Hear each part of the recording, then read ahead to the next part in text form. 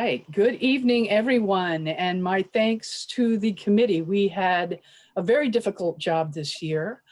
This is the allocations meeting for the 2020 round of the Jack Hopkins Social Services Grant Funding. And this year we did have 37 timely applications requesting almost $823,000 in projects and support. That we don't know if that's a record, but that is a great amount of community need. And this committee has done a yeoman's job in reviewing all the applications. We have partnered this year very carefully with Beverly Callender Anderson and her social services work group that has been involved with surveying the community for additional needs that the COVID-19 crisis, of course, has put upon our community. So we want to say that up front before we get into our motion and our second to reveal this year's applications and allocations. Following that, we will have public comment, and then I would like to hear from various committee members who might want to say something before then we take the vote on what our decisions are for this year. I will leave Stephen with some of the housekeeping matters that we will attend to following the announcements of our decisions. But that is where we're going to go next. If I could get a motion.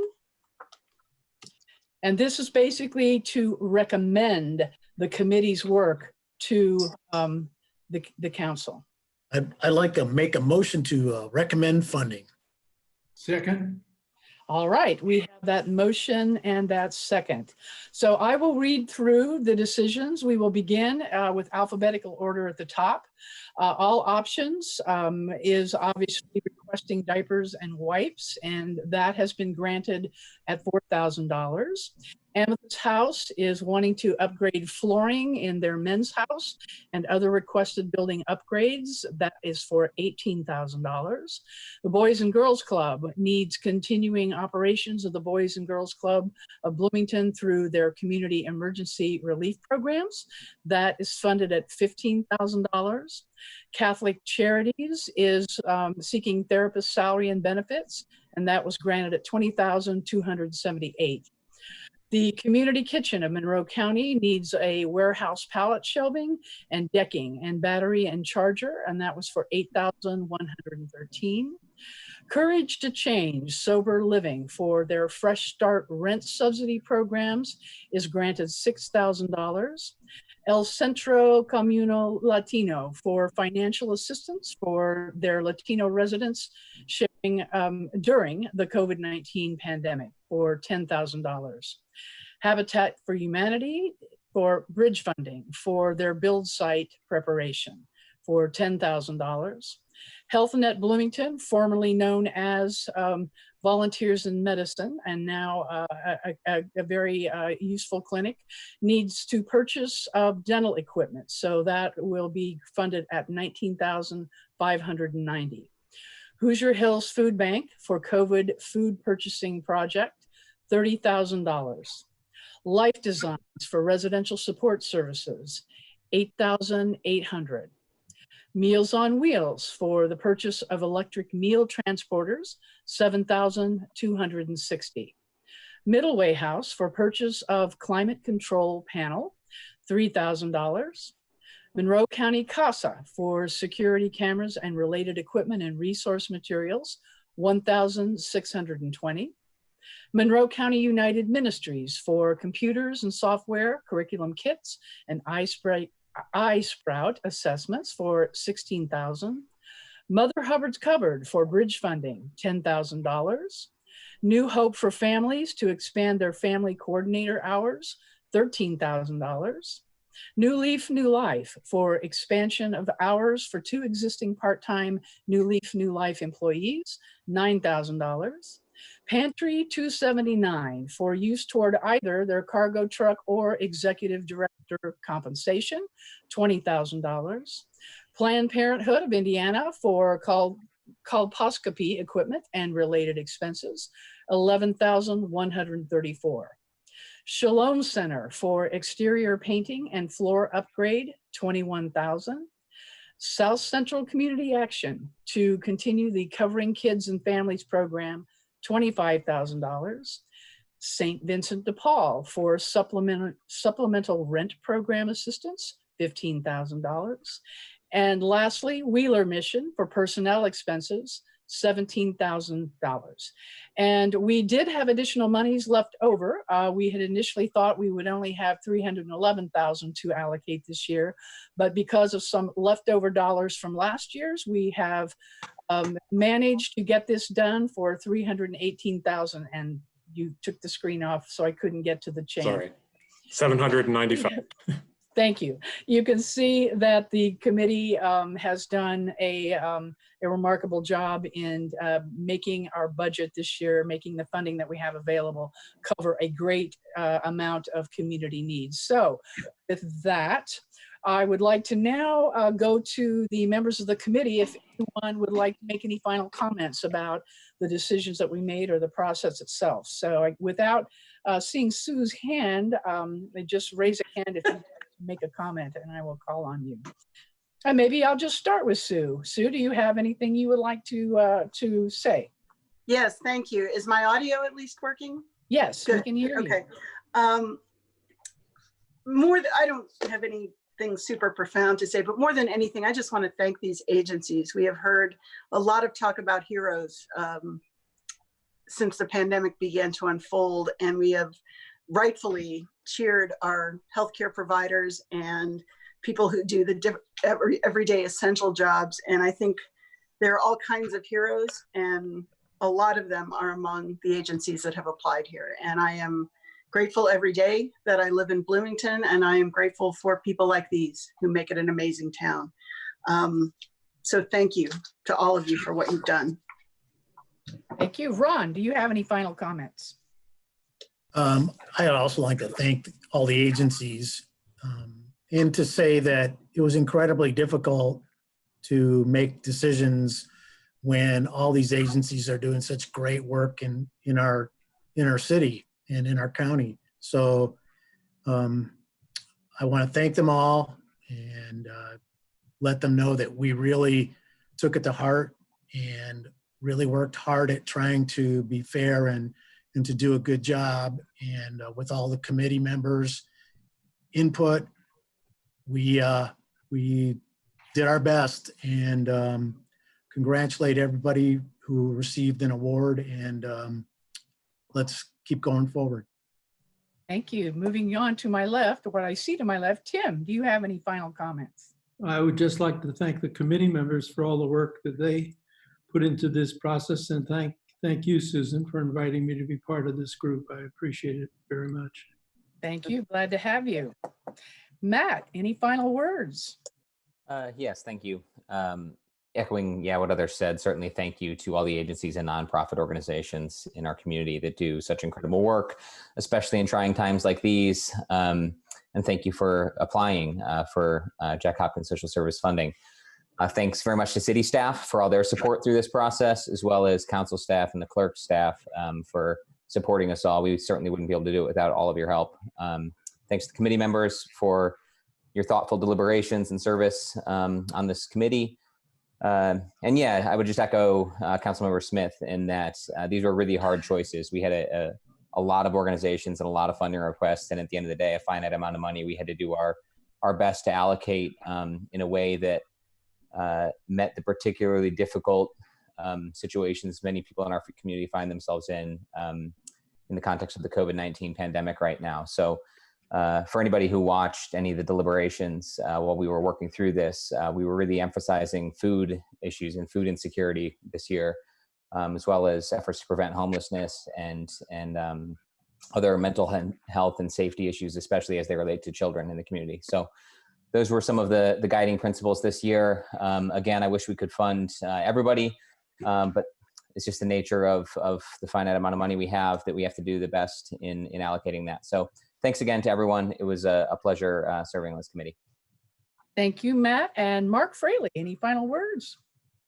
Yes, and I'm going to add my word of thanks to all the committee members and Steve, Dan, the admin staff. You did a whole lot to make this process as painless as it can possibly be. But of course, it's not painless when you can't give all the money in the world to these organizations that are doing such incredible work. I work with students on a regular basis of people who are going into public service, and the work of the people in this community are such an inspiration, because it's clear that there's never been a more important time for community service. And I just cannot thank all of the people who work for these organizations, all the people who volunteer for them, people who are risking a lot to be part of this effort. You really raised the bar. And so we really appreciate everything that you're doing. Thank you, Mark. And I will just conclude by saying that the Jack Hopkins Committee has always been a source of pride. And these are tax dollars that the city earmarks for support to social services. And this, combined with our CDBG allocations, are our way to say we value the work that service providers do in the social service sector, who are providing assistance to low-income residents in regular times, much less in these times for which the need has just increased exponentially. I apologize that I didn't do my research before the meeting, but there are additional funding through the COVID-19 responses that Doris Sims, our hand director, talked to us about in one of our prior meetings. I don't know if anyone is here who can maybe speak to that. Yes, I see it right here. It's a CDBG application information. Stephen, do you want to pick that up from here? Yeah, so this is on the HAND website. I'm happy to post the link. I'll put it out in the meeting chat for anybody on our meeting, but they can also contact the HAND department for further information.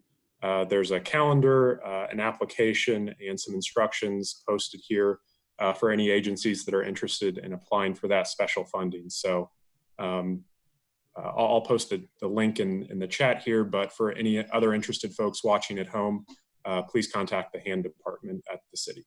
Thank you, Stephen, for the date of funding. I'm sorry, Timothy, are you talking? No, it's Dan. When are the applications hi, Dan. due? I'm sorry for interrupting, but No. Oh, Doris, are you here? I believe it's June the 1st. Is that I right? think you're correct. Yeah. Yes. Can you hear me? Yes. Hi, Doris. Yes. All right. Hi, everyone. So yes, the application deadline is this coming Monday, June 1st at 4 p.m. And the applications need to be emailed to our HAND email address at hand@bloomington.in.gov by 4 p.m. Any late applications will not be considered. Thank you, Doris. We appreciate that. And I think this is very important to remark about the incredible collaborations that are happening all across the city, both for the economic development stresses that our community faces, as well as the social services. And so we want to make sure everybody is well aware of all the different resources for you to get assistance as you're helping your clients in need.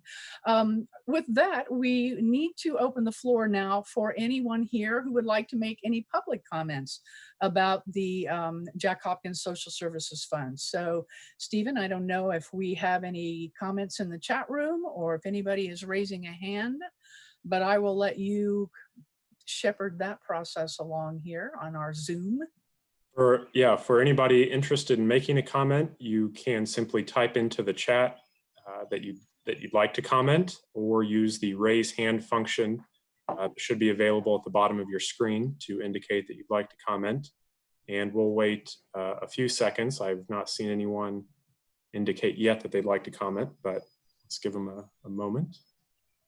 Okay, and while we are waiting for that, we will shortly then be taking the vote on this. And again, all we're doing this evening is taking our recommendations and moving them forward for the council then to consider. We do have a taker for public comment. You should be unmuted and ready to go. This is Dave Askins with the B Square Beacon, and to be clear, I understand that public comment is not designed for a back and forth question answering, and so I'm just going to pose the question. I understand that that the answer may never come, and certainly might not come immediately. So I just want to frame that as to what my expectations are. I have none. I just want to pose the question. At the last committee meeting, there was some back and forth on the topic of the descriptions of the purpose of the grants or the allocations for each individual nonprofit. And Councilmember Sandberg sort of drew out the idea that the job of the committee was to allocate the funding and not to micromanage the spending of the grant money. But some of the back and forth between Council Attorney Sherman and Councilmember Sandberg led me to wonder whether those intended purposes would in fact be baked into the funding agreements, and if they would be somehow expressed as a legal requirement. So I think it would be useful for me anyway to have an understanding of whether those descriptions of what the purpose of the funding from the committee's point of view, whether that's a legal requirement for these nonprofits to spend the money on that and exactly that, or if that's just merely sort of the rationale for why that amount was given. That's the question. Thanks. Thank you, David. We can certainly answer that, but I think first we'll see if there are any more comments from the public before we field an answer to that question. And I've not seen anyone else indicate that they'd like to comment.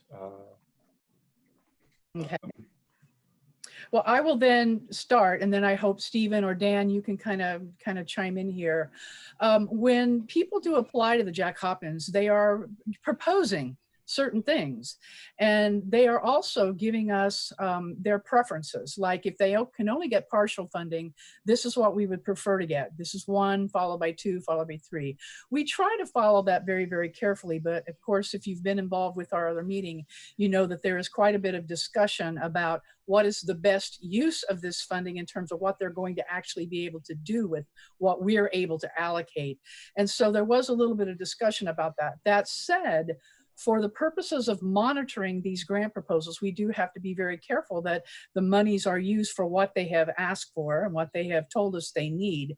So that will be watched carefully. And for purposes of managing these grants with the technical assistance that they'll be getting from our hand staff, we do have to be a little bit mindful of what they ask for. They cannot do things outside of the range of what was in their initial proposal. So we did the best we could to define a little bit about what we mean by which parts of their application we felt were the best use of the dollars we had available.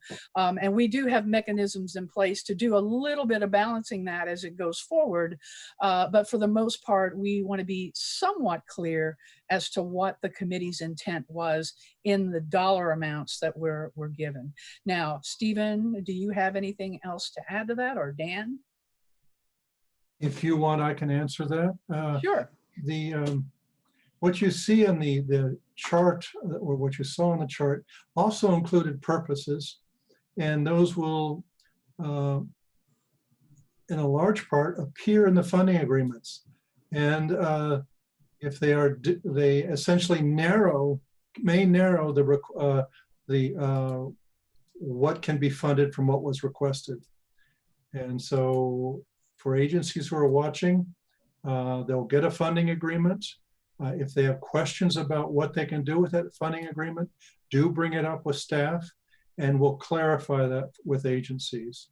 So that's where, yes, the funding agreement is a contract between agencies and the city, and it does have the effect of clarifying, narrowing what the money can be used for. So, and I will add that that the chair in past years, and I assume this year, will be authorized to interpret funding agreements if a question comes up about whether a particular use of funds falls within the scope allowed by the funding agreement. The chair in the past has been authorized to interpret any questions. Now, there may be issues or requests that fall outside of the scope of the funding agreement. And we've also had issues that have had to come back to the full committee for additional meetings later in the year. But we will deal with any issues as they arise. And with respect to my comment about not wanting to micromanage, The example I can give is for Pantry 279, when they asked for their number one was a cargo truck for $20,000. Their second was for salary for higher than that. So we kind of left that a little bit open. They can do either or. They can buy their cargo truck, or they can,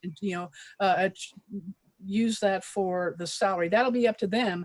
But both of those proposals were in the grant. And so that would not be out of the range for us to allow them a little bit of decision making about the best use of those dollars. But it does need to be among the many items that they perhaps requested in the proposal. I hope that clears that up for you, David. And if there are no other public comment in the queue, I don't know if there are, we are ready to take a committee vote on the recommendation on the table. And so I will begin again with who I see, with Sue Scambolari. Yes. Ron Smith. Yes. Tim Mayer. Yes. Matt Flaherty. Yes. Mark Fraley. Yes. And I vote yes. And so that concludes the committee's work. Once again, tough job, everybody. Job well done. Thank you so very much. I will now turn the meeting back over to Stephen to talk a little bit about the housekeeping items, meetings that we have coming up, and what comes next with respect to the process. Sure. So after today, staff has a number of things that we will be doing. We'll be contacting agencies that were awarded funding with those funding agreements. We'll be notifying agencies that weren't recommended for funding of that as well. The next thing on the committee's schedule is a debriefing meeting on June the 11th at 6 p.m. With the extension of our ability to meet virtually, I assume the committee would like to continue Zoom meetings. So we will plan for that meeting to be held via Zoom, and you'll get some information about that meeting ahead of time. But essentially, that's a chance for the committee members to review this year's process, which obviously was much different than in past years, given the public health emergency. But it's a chance to make any changes or recommendations to the process for next year. So come with ideas that you'd like to forward to next year's committee. Those funding agreements that we've been talking about, agencies will need to return those to the council office no later than Monday, June 15th at noon. And that is to allow us to have those in hand before the city council takes up a resolution to approve of the committee's recommendations. The city council is scheduled to consider that resolution on June 17th at the last regular session of the council before summer recess. And later in June, there will be a hand technical assistance meeting. This was originally scheduled, I believe, for June 23rd at 8:30 in the McCloskey room of City Hall. I don't know what world we will be in a month from now. So stay tuned for more information about whether that meeting will actually happen in person, happen virtually. We will contact award recipients to let them know how they can participate in that meeting. The final thing I wanted to note is that every year the council office sends out a survey to all of the applicants, not just the folks that received awards, to ask them their perspective on the process, to see if they have any suggestions for next year. So we will be preparing that survey later this summer. Those, I believe, are all of the items I wanted to mention. Happy to take questions. Thank you very much. And once again, it's a pleasure to be a part of this adventure. It is both rewarding and heartbreaking to have to tell certain agencies that there's not going to be available funding, but to those that we were able to fund this year, we are grateful that we were able to assist you in your important work. So with that, if there are no further comments that need to be made, I would like to adjourn this meeting.